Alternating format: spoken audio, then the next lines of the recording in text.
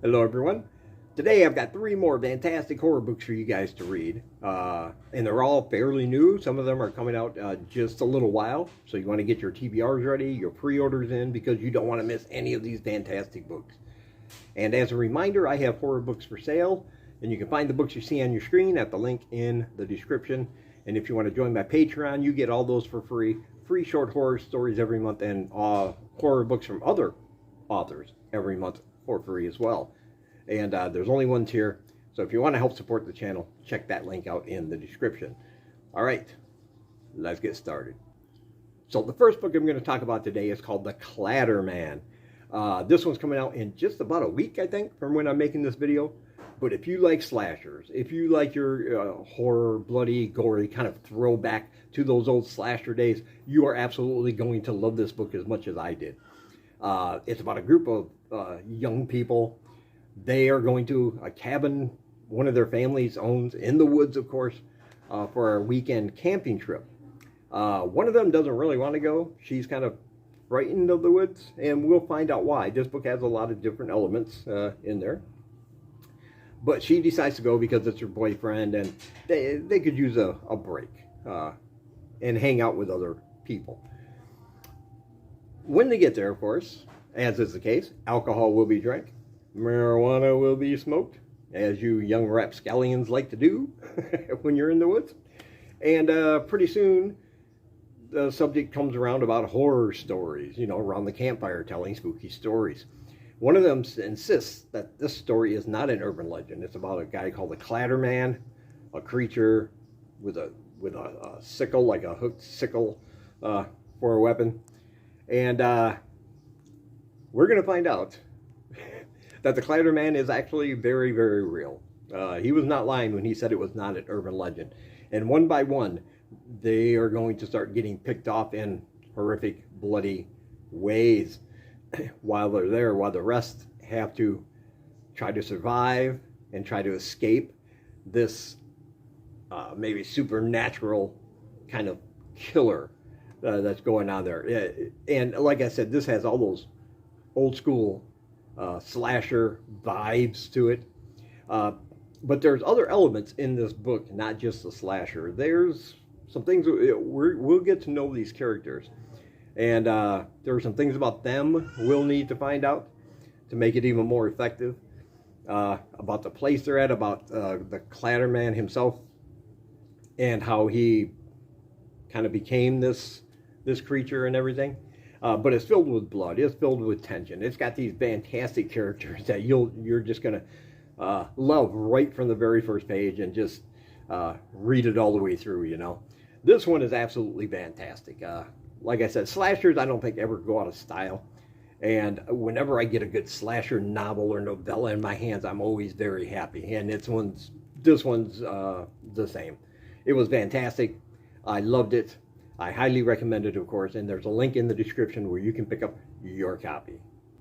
And next we have Diagnosis Psychosis. This one's kind of weird. This one's kind of strange and out there. It is a ghost story, I guess, at its heart, but it's got way more elements than just a ghost story. This is about a guy who spent a year in a psychiatric hospital. His home life was abusive. His mother was a junkie. She brought in men after men after men who were even more abusive than she was to him.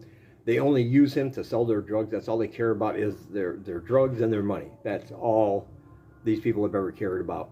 When he turns 18 in just a few months, he's going to go live with his sister, who promises him a job, help him turn his life around, his older sister. And all he has to do, no fighting, no drugs, no alcohol, because he did get involved in some of that earlier in his life, but he does want to change. But one night he meets a young girl from the house next door who comes running up to him, telling him this tale that she's in a cult. The whole town is involved in a cult, including some of the police, the higher up police officers in there. That she's being abused, she's being held captive against her will, and that she is being forced by her father to marry the cult leader in just a few days. And so he doesn't know what to do. His 18th birthday is coming up and he just wants to get out of there, but he can't leave her behind. So he's going to go over there and confront her parents one night when he hears he thinks he hears her screaming from her bedroom window. He's going to wind up assaulting them, and he's going to be found guilty and be sent to a psychiatric hospital because they say it was a break in his mental condition from his drug and alcohol use in the past. He's there for a year, and when he gets out, he's still thinking about this girl, and he wants to know what happened to her, so he decides to go back to that town. And that's where the story is just going to take this wonderfully weird, horrifying, but weird turn. Because we're going to find out some secrets about that cult. We're going to find out things about this little girl and who she really is. Is she a product of his imagination? Did he have some kind of psychotic break? Or are ghosts real? Because there seems to be no evidence of this girl having existed in that home. And come to find out, the people he assaulted, they don't have a daughter. They have a son. And they're not involved in a cult. So what is actually going on? And this book will tell you these things and deliver those secrets little by little throughout. And it just gets creepier and creepier, and the tension keeps building and building as you're reading. And some of the things we find out are just, oh man, it is, bah, you know. So some of those revelations are just fantastic, the way they were set up and then the way they were executed. This author did a great job of all that. Yeah, this one is wonderful. It's full of everything you could want. You got the is he crazy or isn't he? You got ghosts. You got a cult. You got a cultish behavior that comes from that kind of thing, you know. And you got it all in this one fantastic novel. And yeah, I absolutely loved it. Of course, I highly recommend it. And there is a link in the description where you can pick up your copy. And next we have The Ghost Writer. This is another one of those twisty, turny, mind-bending experiences, man, because this one takes it into like a fever dream territory. It's about a man. He has a family. He has a wife. He has a daughter. He has an autistic son. He's accepted a teaching position at a college, a teacher of English. But he wants to be an author. He wants to break into the publishing world. Money is tight. Him and his wife argue all the time, but they're trying to do the best they can, especially for their kids. His autistic son has special needs, and it's just kind of rough on them at the time. He drank a little too much in the past, and his wife is putting a kibosh on that, and he's been sober for a long time. He gets an offer from his favorite horror author, a man that he admires and respects, a very well-known, successful horror author. And this horror author wants him to be the ghostwriter to finish up a manuscript he started. He's not going to be able to finish it for reasons that will be disclosed. But he's heard of this guy. He's read the one book he did put out, and he was impressed enough to say, I want you to finish my book. This is great news. There's going to be not only is there going to be a lot of money involved in royalties, because they're going to split it 50-50, but this is his his chance to break into the publishing world and to have his dream come true, especially if the book is successful. But you know, I'm not going to tell you what happens there, but I just want to say this.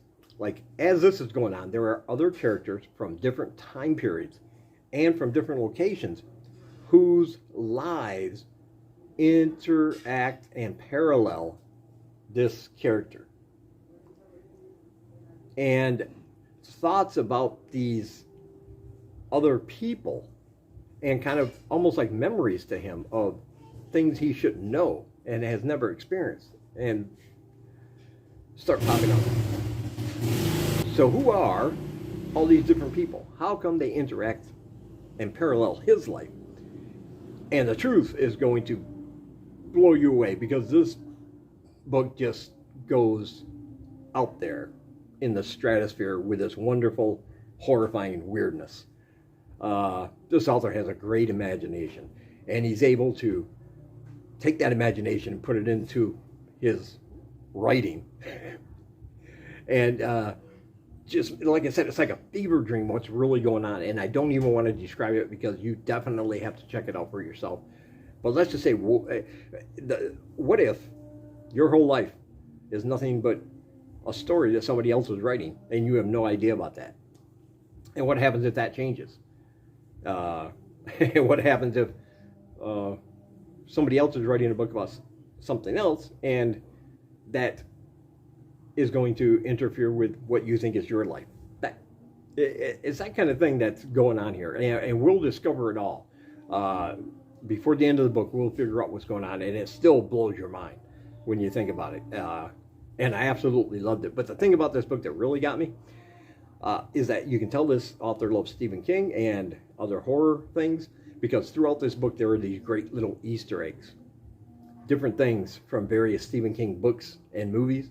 Little scenes, little things he throws in there that you immediately recognize as like, oh, this is like that scene from The Shining. This is like that scene from It.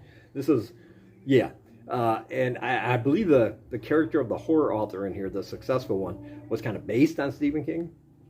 A little bit, maybe not, but you get that feeling because there are all these great references and Easter eggs in here from, you know, at one point there's a red balloon floating through a room from It.